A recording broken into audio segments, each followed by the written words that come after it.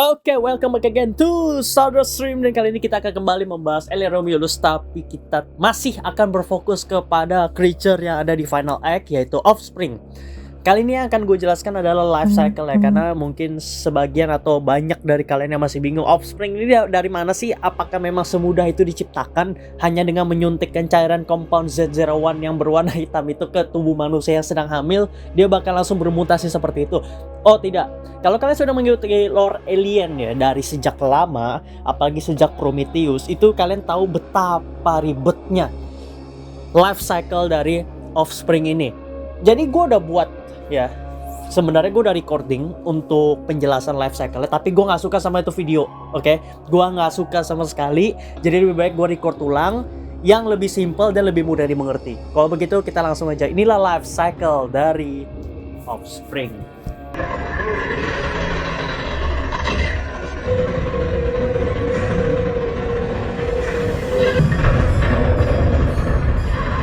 Jadi seperti yang kita tahu, kalau misalkan ada God being yang bernama Engineer. Engineer itu adalah makhluk yang menciptakan manusia.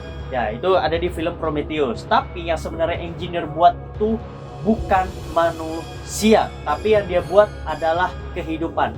Jadi seperti ini.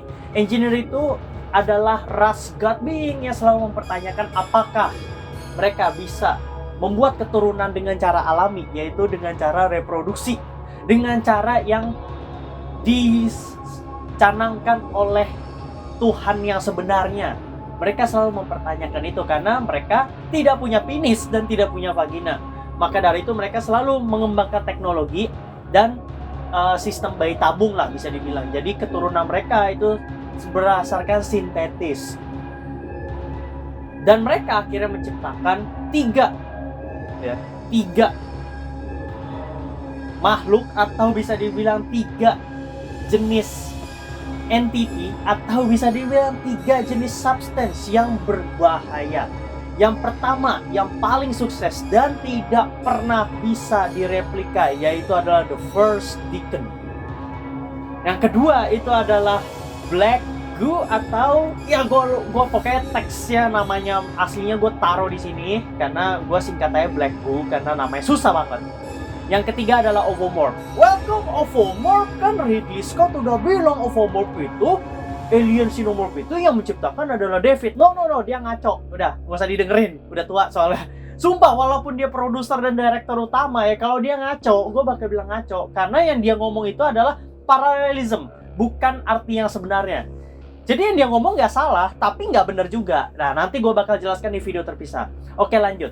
Dari The First Deacon ini, setelah diteliti ternyata terdapat substance di dalam The First Deacon yang diambil dari DNA Engineer jelas, dan juga beberapa kimia pada zaman kuno sebelum ya before Christ, bilangnya BC lah, teknologi Engineer bisa dibilang.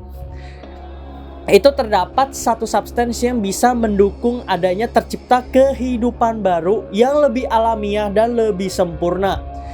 Nah, maka dari itu, karena mereka ingin menciptakan kehidupan ini, mereka ingin melihat bagaimana kehidupan lain selain mereka. That's why mereka menyebarkan diri ke berbagai planet dan mengorbankan dirinya. Jadi mereka melakukan reverse engineer dengan cara yang paling menyakitkan, yaitu dengan meminum substance dari The First Deacon atau darah dari The First Deacon, yang memang memiliki sifat peleburan yang luar biasa. Itu bukan asam ya, tapi lebih ke peleburan. Nah, DNA dari engineer yang berkorban, yaitu Prime Engineer, itu juga dipilih ya. Prime Engineer dan juga darah dari The First Deacon akan melebur, dan dari DNA itu akan tercipta pembelahan DNA baru, bermutasi. That's why terciptalah berbagai kehidupan di planet ini. Salah satunya yang tercipta adalah manusia. Oke, sampai situ kita stop dulu untuk life cycle-nya. Kita bakal kesimpulkan. Berarti dari engineer, mereka membuat The First Deacon, mereka reverse engineer si The First Deacon ini, diambil darahnya, lalu diminum oleh Prime Engineer, itu adalah reverse engineer. Karena balik lagi kan ke darahnya dan diminum oleh engineer lagi. Terciptalah kehidupan, bukan manusia. Salah satunya baru manusia. Ingat ya, tercipta kehidupan, tapi salah satunya ras manusia. Oke, kita bakal lanjut ke Ovomorph. Karena Ovomorph ini udah ada cuy sebenarnya. Dari zaman dulu banget, itu sudah ada. Before Christ ya, itu sudah ada di para bahkan penduduk ancient itu tuh sudah ada yang namanya Ovomorph itu. Jadi kalau dibilang yang buat itu David, no, salah besar. Yang buat tetap engineer, cuma bedanya Xenomorph ini bisa dibilang adalah perfect organism, weapon of mass destruction. Sedangkan Black Goo ini adalah totally judgment. Jadi kalau kalian pengen menyerang dengan Black Goo yang no one can survive dan semua bakal mati dalam sekejap, itu yang kalian lihat di Alien Covenant kan, itu sudah kalian lihat tuh. Nah, tapi kalau Xenomorph ini itu memang untuk weapon of destruction dengan sistem hive mind. No one can survive, but no one still can hide. Masih ada harapan, walaupun ya kita sama-sama tahu lah betapa seremnya Xenomorph ya, kita sama-sama tahu. Jadi tetap gak akan ada yang selamat ya. Lu pilih mana? Lu pilih mati dengan cara cepat atau in a miserable way, gitu aja simpelnya. Nah, dari Ovomorph terciptalah Facehugger. Dari Facehugger menjangkit makhluk hidup. Kalau ini berarti kasusnya adalah manusia, yaitu Kane di film Alien 1979 di kapal Nostromo. Keluarlah Chestburster, berarti bisa dibilang dari Facehugger itu DNA yang ada di substance engineer Black Goo plus juga berbagai teknologi engineer yang ada di dalam Ovomorph itu menyatu dan menulis ulang DNA yang ada di manusia. Menulis ulang berarti juga mengambil DNA dari manusia tersebut. Makanya bentuk dari Xenomorph itu tidak beda jauh dari manusia, yaitu tetap ada ribcage, tetap ada tangan, kaki yang memang ukurannya yang gak terlalu jomplang banget, plus dia masih ada tengkorak dan juga otaknya, pokoknya mirip seperti manusia, cuma bedanya versi mutasinya. Itulah Xenomorph. Dan kali ini kita akan membicarakan Xenomorph yang lebih spesifik, yaitu adalah XX-121 atau Big Chap di film Alien 1979. Nah, setelah dari situ, Big Chap ini ditangkap dan dilakukan reverse engineer ke fase Facehugger. Jadi bisa dibilang di clone ya. Kalau gue mungkin bilang reverse engineer, kalian menganggapnya kayak kembali ke masa lalu. No, yang gue maksud reverse engineer ini adalah di clone lalu diambil substansinya. Itu yang gue maksud teh. Kalau kasusnya si engineer tadi yang meminum itu juga reverse engineer, tapi kan gue bilang itu dengan cara yang sangat menyakitkan. Tapi kalau ini di clone, jadi XX-121 itu masih bisa hidup. Buktinya dia membantaikan seluruh kru awak kapal yang ada di Renaissance dan juga di laboratorium Romulus dan Remus. Itu sudah ada dijelasin oleh Rook di film Alien Romulus. Setelah diambil substansinya, terciptalah compound Z01 yang diyakini setelah dilakukan percobaan juga di tikus, itu bisa menyembuhkan manusia. Itu bisa menyembuhkan makhluk hidup. Itu bisa merekayasa ulang, menulis ulang DNA. Jadi membedakan menulis ulang yang tadi di fase engineer sama yang di sini. Di fase engineer itu dia menulis ulangnya itu dengan cara yang pembelahan diri. Jadi udah ditulis ulang, membelah, ditulis ulang, membelah. Makanya terciptalah kehidupan baru. Tapi kalau ini mengembalikan kehidupannya sebelumnya. Jadi beneran ditulis ulang, ya. Apa yang sudah ada di DNA itu beneran ditulis ulang saja.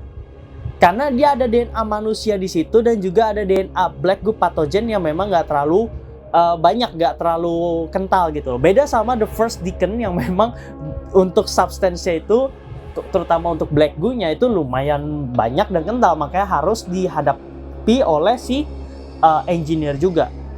Kita lanjut. Dari fase Facehugger, clone dari XX-121 diambil substansinya, tercipta compound Z01. Nah, Z01 ini akhirnya disuntikkan ke Kay Harrison yang sedang hamil dan terluka parah. Yang berujung adalah dia memiliki regenerative ability, tapi sekaligus memutasi bayi yang ada di kandungannya. Gue nggak tahu ke posisi bayinya udah keguguran atau gimana, pokoknya dia beneran menulis ulang. Nah, kenapa kasusnya si Kay Harrison ini dia bisa sembuh tapi bayinya yang bermutasi? Karena dia membawa dua kehidupan di dalam dirinya.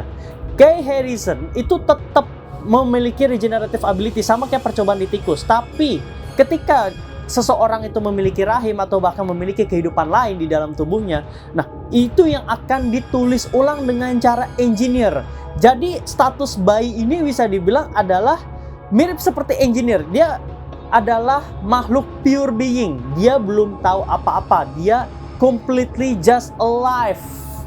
Hanya alive. Beda sama manusia yang memang sudah melalui berbagai macam, manusia dewasa yang gue maksud ya, sudah melalui berbagai macam peristiwa dan akhirnya DNA-nya itu sudah ditulis oleh banyak peristiwa, oleh banyak event. Tapi kalau bayi itu mirip seperti engineer, pure being, alive, ditulis ulang, makanya dia bisa langsung bermutasi. Nah sayangnya karena ini adalah hasil reverse engineering, bermutasinya juga beda kayak engineer. Engineer kan melebur, kalau ini dia tercipta lah bermutasi.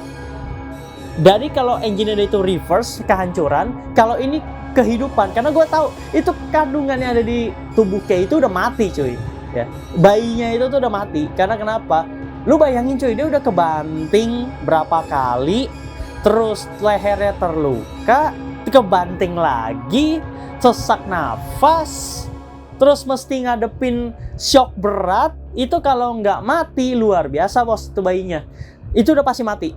That's why ditulis ulang, makanya terciptalah offspring. Cara terlahirnya pun mirip seperti ovomorph kalau kalian teliti, dan juga mirip seperti trilobite yang ada di Prometheus. Kalau mirip ovomorph seperti apa ya? Itu kan ketika keluar dia itu ada bentuk telur. Jadi makanya si Rain itu dia langsung mengambil telur itu dan dibuang. Ternyata telur itu terbuka kan, dan dilihat ada wajah yang mirip seperti wajah bayi manusia, wajah humanoid, padahal itu bukan manusia, itu something else ya, something else. That's abomination. I cannot say it's an engineer, I cannot say it's a xenomorph, I cannot say it's a human. Tapi kalau di sementara ya di Xenopedia itu disebutnya Xeno-human hybrid, bisa dibilang Xeno-human hybrid. Itu untuk penjelasan di belakang film. Tapi kalau di filmnya that's a completely abomination. Kita nggak tahu itu apa. Makanya dia punya pale skin seperti engineer, karena memang ditulis ulang. Sekali lagi, manusia itu tercipta dari engineer, DNA engineer. Nah makanya kembali ke asal bisa dibilang ya. Karena dia botak juga cuy. Dia botak ya. Kita bisa asumsikan dia botak karena masih bayi. Cuman no, itu botak karena dari engineer juga. Dan beberapa ornamen tubuhnya itu tercipta memang dari xenomorph, seperti ekor, dan lidah yang memang bisa menusuk, tangan yang panjang mampus, terus ada kayak siripnya gitu, terus kakinya itu completely kaki manusia. Jadi beneran hybrid abomination. Nah darah dari makhluk ini bisa dibilang ini adalah the new first engineer, first deacon. Bisa dibilang ini first deacon generasi sekarang bisa dibilang. Tapi karena dia mati ya sudah, it's good. Karena kalau enggak, no one can stop him. Kan gue udah ceritain. Beda sama kasus The First Deacon, dia memang dipuja sebagai dewa, tapi dia juga bisa dibilang masih bisa dikonten oleh engineer. Karena engineer itu adalah ras yang kuat ya. Dia bisa membawa ribuan, bahkan ratusan ribu telur ovomorph tanpa kena satu pun. Walaupun yang di LV426 kena ya, suram si Space Jockey. Tapi ya seperti itulah kira-kira life cycle dari offspring. Apakah life cycle ini bisa diulang di film selanjutnya? Menurut gua enggak. Jadi hanya terjadi di film ini dan akan dijelaskan mungkin di game dan juga di komik atau di novel saja. Tidak akan dilanjutkan. Ini mirip seperti Newborn. Ini juga mirip seperti Deacon yang ada di film Prometheus. Completely hanya untuk final act dari film dan juga untuk memperkuat teori bahwa Prometheus dan Alien Covenant itu canon di timeline Alien franchise. Jadi segini dulu untuk video kali ini. Jangan lupa untuk like and subscribe. Kalau kalian ada pendapat silahkan taruh di kolom komentar. And see you guys on the next video.